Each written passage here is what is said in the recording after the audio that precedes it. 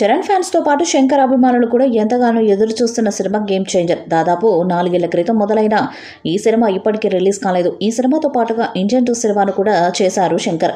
ఆ cinema release అయి box office వద్ద డిజాస్టర్గా మిగిలింది. ఇక త్రిబుల్ ఆర్ సినిమా తర్వాత రామ్ చరణ్ నుండి ఇక పూర్తి స్థాయి సినిమా రాకపోవడం వలన అందరి అంచనాలు, ఆశలు కూడా గేమ్ చేంజర్ సినిమాపైనే ఉన్నాయి. కొన్ని రోజులకు ముందు వరకు ఈ సినిమాకి సంబంధించి ఎటువంటి అప్డేట్స్ కూడా ఇవ్వలేదు. దీనిపై చాలామంది రామ్ చరణ్ తేజ్ ఫ్యాన్స్ నిరాశపడ్డారు. ట్విట్టర్ వేదికగా ట్రెండ్ కూడా చేశారు. అయితే ఈ సినిమా రీసెంట్గానే పూర్తి చేసుకుంటున్నట్లు ఫ్యాన్స్కు కూడా గ్రహించారు. ఇక ప్రస్తుతం అప్డేట్స్ అన్నీ కూడా వరుసగా వస్తూనే ఉన్నాయి. చరణ్ పుట్టినరోజు సందర్భంగా రిలీజ్ చేసిన జరగండి సాంగ్ మినహాయిస్తే ఇప్పటి వరకు ఈ సినిమా నుంచి ఆఫీషియల్ కంటెంట్ కూడా ఏదీ రిలీజ్ కాలేదు. ఇక రీసెంట్గా ధనుష్ చేసిన 50వ సినిమా తెలుగు ఈవెంట్కి నిర్మాత దిల్ రాజు చీఫ్ గెస్ట్గా హాజరయ్యారు. అక్కడ మాట్లాడుతూ గేమ్ చేంజర్ సినిమా క్రిస్మస్కి వస్తుందని చెప్పారు. ఇక తమను కూడా మాట్లాడుతూ ఈ సినిమాలో 7 సాంగ్స్ ఉన్నట్లు రివీల్ చేశారు. హీరో ఎంట్రీ సాంగ్ చాలా బాగా వచ్చింది, అది నేనే రాశాను అంటూ అనంత శ్రీరామ్ కూడా మాట్లాడారు.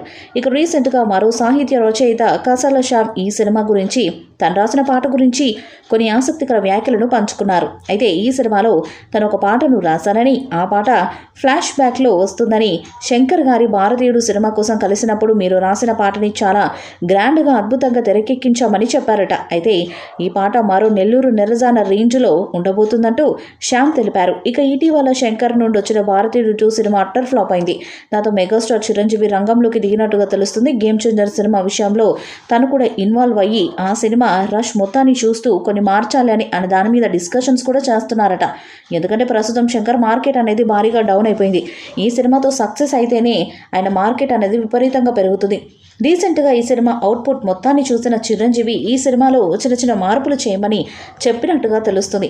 ఇక ఆయన నిర్ణయానికి సినిమా యూనిట్ కూడా కట్టుబడి ఉన్నట్టుగా వార్తలు అయితే వస్తున్నాయి. ఇక దానికి అనుగుణంగానే శంకర్ కూడా కొన్ని మార్పులు చేర్పులు చేస్తున్నారట. ఇక మొత్తానికైతే ఈ సినిమాని సక్సెస్ తీరాలకు చేర్చాలని రామ్ చరణ్, శంకర్ ఇద్దరు కూడా భావిస్తున్నారు. మరి వాళ్ళు అనుకున్నట్టుగానే ఈ సినిమా భారీ సక్సెస్ని సాధిస్తుందా లేదా అనేది తెలియాలంటే మరికొద్ది రోజులు వెయిట్ చేయాల్సిందే.